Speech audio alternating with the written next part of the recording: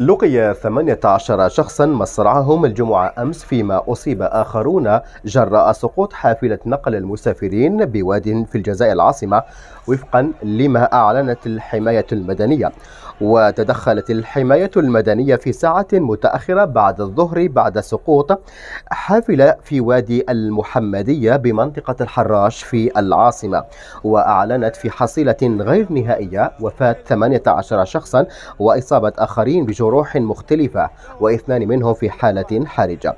هذا وأعلن وزير الداخلية إبراهيم مراد عن تخصيص تعويض مالي قدره 100 مليون سنتيم لكل عائلة فقدت أحد أفرادها في حادث سقوط حافلة وادي الحراش، وذلك تنفيذا لقرار رئيس الجمهورية عبد المجيد تبون الذي يتابع عن كثب تفاصيل هذه الفاجعة.